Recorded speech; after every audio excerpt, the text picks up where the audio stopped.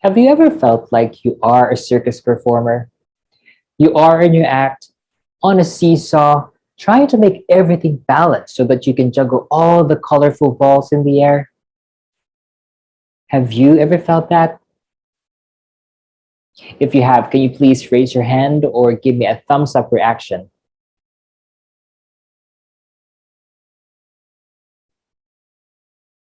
Great! At least I'm not alone because I've always felt like I am a performer every week. As a professional living independently now, keeping a life organized often feels like a juggling act. Just as you move to catch one ball swiftly, the next one is already speeding towards you. Sometimes there are balls that are bound to hit the ground. My dear fellow jugglers, good evening.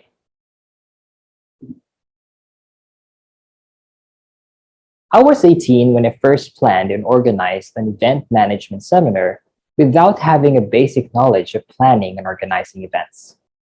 Churches in our religious organization were struggling to conduct events, so there was a pressing need to organize trainings on this.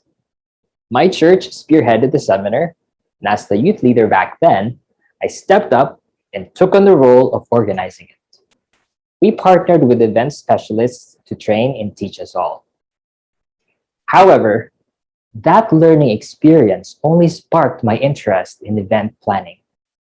I never realized that one day I would enter the act of being a freelance events planner and organizer while teaching. In doing it for years, I'm able to adapt the event management process in planning and organizing my life holistically. Today, let me walk you through the process and share how it works for me in juggling my life's priorities week by week. The first stage in the process is before the event. Setting the foundation is vital for the success of all events.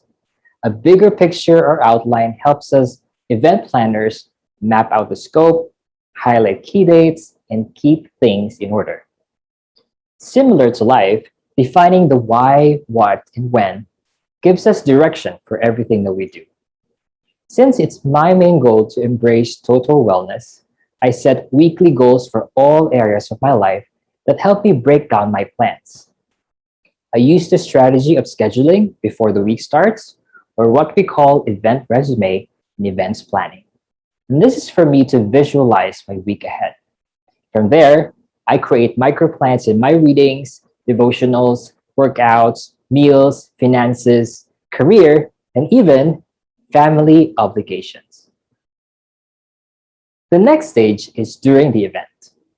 Even with the most robust planning strategies, events don't generally just take care of themselves. As the organizer, I need to continuously check and review everything that I planned.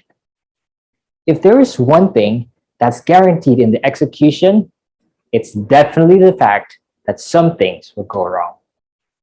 In the same way, changes inevitably happen from everything that I planned during weekdays. But in order to control the chaos, I always prepare a backup plan for achieving my goals. And I refer to this as the if and then plan for success in events. And this is where having resilience and adaptability comes in. Change is constant, and if some things are not working out, don't give up and don't just walk away from what's planned. Having contingency plans is setting yourself up for success because you'll know how to react whenever there are obstacles along the way. Finally, the last and final stage is after the event. When the program is over, there is still plenty of things to do.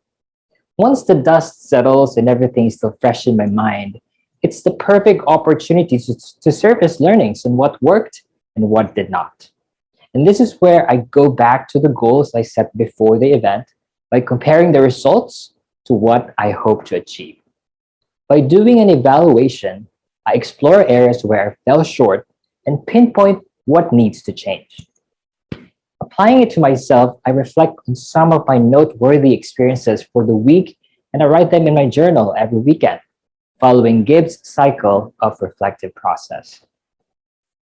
In life, learn to reflect on the results and assess whether or not you achieved your goals. Strategize a plan of action for the areas for growth as you keep on striving for progress and development. Event planning and organizing is a tiring job, and so is organizing and planning your life. But paying close attention to the before, during, and after is key to ensuring that your life runs seamlessly and you feeling fulfilled. You're still the performer in your own act, and you have to master the juggling. If you want to be accomplished, then master the art of planning and organizing. Being organized is about having more time for yourself and allowing you to live a more intentional life. And by being organized, you can also apply it to every areas of your life that matters to you the most. So, fellow jugglers, how do you plan and organize your life? How are you mastering the juggle in your own act? Good evening, everyone.